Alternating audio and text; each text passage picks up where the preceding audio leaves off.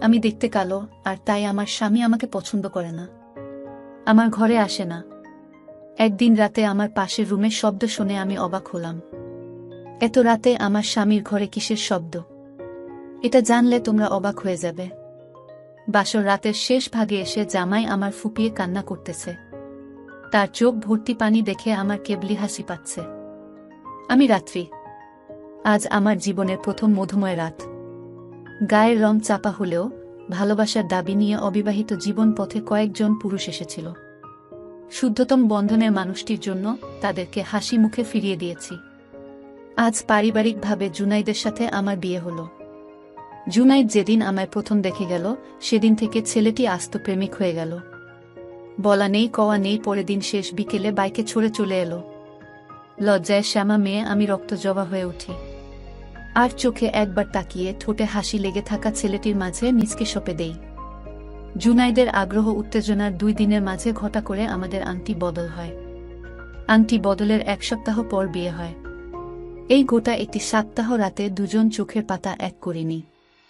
কথা বলে কাটিয়ে দিয়েছি 7-7টি রাত। ওর প্রিয় রং লাল, আমার কালো। খুব ইচ্ছে ছিল গতানুগতিক ধারা উল্টে দিয়ে বিয়ের দিন কালো শাড়ি পরব, কিন্তু আমার সাহেবের পছন্দের কাছে হেরে গেলাম। ও আমায় জোর করেনি, শুধু বলেছে বিয়ের দিন লাল শাড়িতে তোমারে যা লাগবে না। উত্তরে বললাম কি লাগবে শুনি? সদ্য ফোটা লাল গোলাপ দেখেছ? দুষ্টু হেসে উত্তরে বললাম না তো। সেও হেসে বলল, আচ্ছা আচ্ছা, আয়নায় দেখাবো তোমারে। কখন দেখাবে? প্রথম রাতে। তার প্রিয় রঙের লাল শাড়ি পরে তারই অপেক্ষায় বসে আছি। বেশিক্ষণ অপেক্ষা করতে হয়নি, অবসান ঘটিয়ে চলে এলো তার নববধূর কাছে। রুমে ঢুকে দরজার ছিটকেনি লাগিয়ে পর্দার ভালো করে দেখে হাতের পাগড়ি রেখে নত মস্তকে বসে থাকা আমার সামনে এসে দাঁড়ালো। ঘুমটার অল্প আস্তরণের ভেতর থেকে দেখলাম তার মুগ্ধ চাহনি। সেই চিরচেনা হাসি হেসে পাশে বসে বলল, অবশেষে তুমি শুধুই আমার হলে। তার এ কথা শুনে ইচ্ছে করছিল সব লাজুকতার গলা চেপে দিয়ে তার বুকে ঝাঁপিয়ে পড়ি, কিন্তু পারিনি। আড়ষ্ট আমি আরও কুকড়িয়ে গেলাম।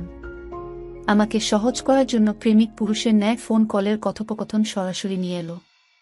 মুখে হাসি রেখে গম্ভীর কণ্ঠের ভাব ধরে বলে, রাত্রি তোমার হাত ধরতে অনুমতি লাগবে?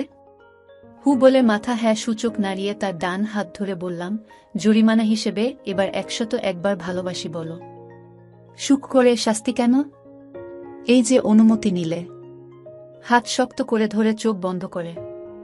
কিন্তু আমাদের একসাথে আগামী কাল এলো না। শেষ রাতে তার ফুপিয়ে কান্না করাকে মজা চলে নিয়েছে।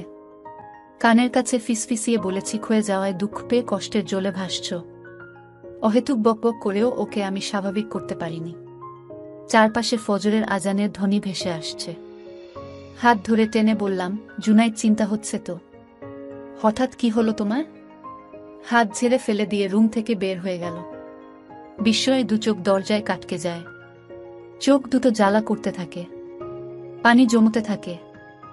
ঝাপসা চোখ নিয়ে অজু করে ফজর আদায় করলাম। সিজদায় পড়ে এক জীবনের জন্য তাকেই চাইলাম। ওর খানিক অবহেলায় ভেতর পুড়ে যাচ্ছে। ঠিক হয়ে যাবে বলে নিজেকে সান্ত্বনা দিয়ে ঘুমিয়ে পড়লাম। সকাল হলো, সবাই মিলে নাস্তা করলাম। চারপাশের লোকেরা নতুন বউ দেখতে আসছে। ভাবিরা হাসি তামাশা করছেন। সকাল 10টা পেরিয়ে গেল, তার দেখা নেই। বাধ্য হয়ে শাশুড়ি মাকে জিজ্ঞেস করলাম, মা আপনার ছেলে নাস্তা করেছে? উত্তর এলো না। আরও বলল, ওকে সকাল থেকে উনি দেখেননি। তাকে কল করার জন্য রুমে গেলাম। রুমে গিয়ে দেখি ফোন বিছানায় পড়ে আছে। দুপুরের খাবারের সময় বাসায় এসেছে। ওকে দেখে বন্ধ হয়ে যাওয়া দমে পানি এলো। সবাই সহ একসাথে বসে ভাত খাচ্ছিলাম। ইচ্ছে করেছিল তার সামনে দৌড়ে গিয়ে দাঁড়াই। ফ্রেশ হয়ে খেতে বসে জুনাইদ বলল, মা আমরা একটু পর ও বাড়ি যাব। বাবার বাড়ি যাওয়ার কথা শুনেও মনে উচ্ছ্বাস জমল না। কেন যেন যেতে ইচ্ছে করছিল। রুমে এসে থম ধরে বসে রইলাম। খেয়ে এসে তৈরি হওয়ার জন্য আমাকে তাড়া দিতে লাগলো। স্থির চোখে তার দিকে তাকিয়ে বললাম, আমার চোখের দিকে তাকিয়ে কথা বলো। সঙ্গে সঙ্গে ও আমার চোখের দিকে তাকিয়ে বলল, দ্রুত করো। কিন্তু তার মুখে সেই চিরচেনা হাসি নেই, কেমন যেন ফ্যাকাশে দেখাচ্ছে। উত্তরে বললাম, বিয়ের পরের দিন যাওয়ার নিয়ম নেই, 3 দিন হলে যেতে হয়। ধুরো, তুমি আছো মুরব্বীদের যুগে, বোরকা পরে নাও তো। আমার কেন যেন বুকের ভেতর ফেটে যাচ্ছে। ইচ্ছে করছে ওর বুকে ঝাঁপিয়ে পড়ে ফুপিয়ে কান্না করি। কান্নার জলে তার শার্ট ভিজিয়ে দেই, কিন্তু তার সরে সরে থাকাতে নিজেকে এগিয়ে নিতে পারলাম না। শেষ বিকেলে রক্ত রানা সূর্যকে সাক্ষী রেখে জুনাইদ আমাকে চিরদিনের জন্য বাবার বাড়ি রেখে গেল, যা আমার কল্পনায়ও ছিল না। আমাকে রেখে বাজার যাওয়ার অজুহাতে সে আমার জীবন থেকে চলে গেল। রাতে এলো না, ফোনে কল যাচ্ছে না। শাশুড়িকে ফোন দিয়েও কোনো খবর পেলাম না। পরের দিন সে নিজ থেকে বড় দুলাভাইকে ফোন দেয়, তার নাকি আমাকে পছন্দ হচ্ছে না, আমি কালো। দুলাভাই বলল, বিয়ের আগে 3 দিন এসে দেখে গেলেন, সেই 3 দিন কালো দেখেননি? দেখিনি। তখন তো তাকে বিশ্ব সেরা রূপবতী মনে হয়েছে। এখন সোজা কথা, তার সাথে আমি সারা জীবন সংসার করতে পারবো না। দুলাভাই রেগে খুব গালাগালি করলেন। তাকে ছাড়া 1 সপ্তাহ কেটে গেল। তার একটাই কথা, সে আমাকে নিবেই না। আমার একটাই দোষ, আমি কালো। তার পরিবারের লোকেরাও অনেক বুঝিয়েছে, কিন্তু সে তার কথায় অটল। এবার তাকে জেল ফাঁসি যাই দেওয়া হোক, সে তাই মেনে নিবে, শুধু আমাকে ছাড়া। আমার পরিবারের লোকেরা অপমানিত হয়ে খেপে গেল। হয়ে গেল আমাদের বিচ্ছেদ। বিচ্ছেদের দিন শুধু একটি কথাই বলেছি, জীবনে যখন থাকবেই না, তাহলে ভালোবাসতে শিখিয়েছিলে কেন?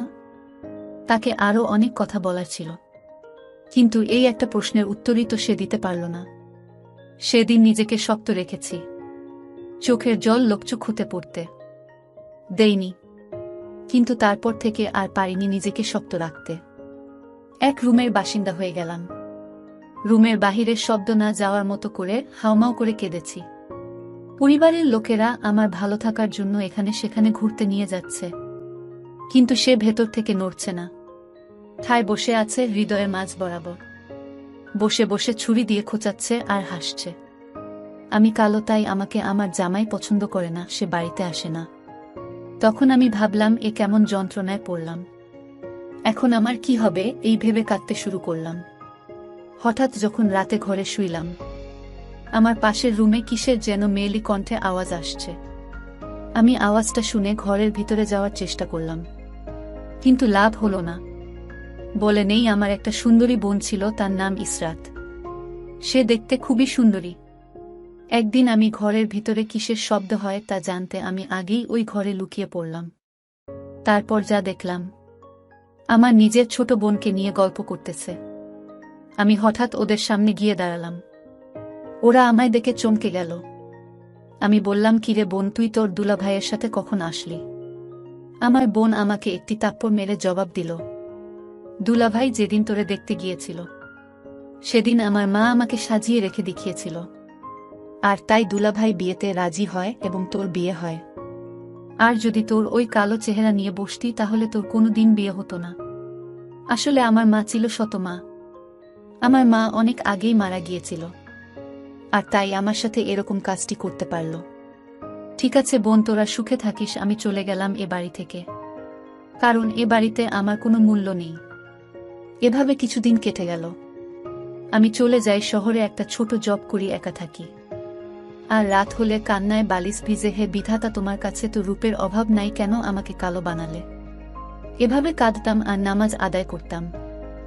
একদিন শুনলাম আমার স্বামীর নাকি কুষ্ঠ রোগ হয়েছে, তাই আমার সুন্দরী বোনটি আমার স্বামীকে রেখে অন্য পুরুষের সাথে চলে গেছে।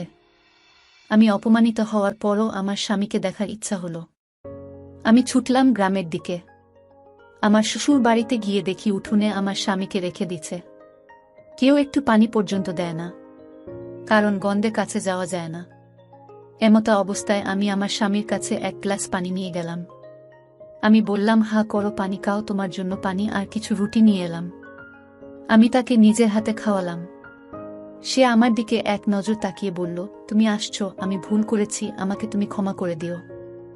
আসলে আমি যে অপরাধ করেছি, সে অপরাধের ক্ষমা হয় না। তারপরও তুমি আমায় পারলে ক্ষমা করে দিয়ে। আমি তাকে কপালে হাত দিয়ে বললাম, দোষ তো তোমার না, আমার নিজের মায়ের। তারপর স্বামী আমার হাতটি ধরে বলল, আমার একটি কথা রাখবে, আমি তোমায় কিছুই দিতে পারিনি।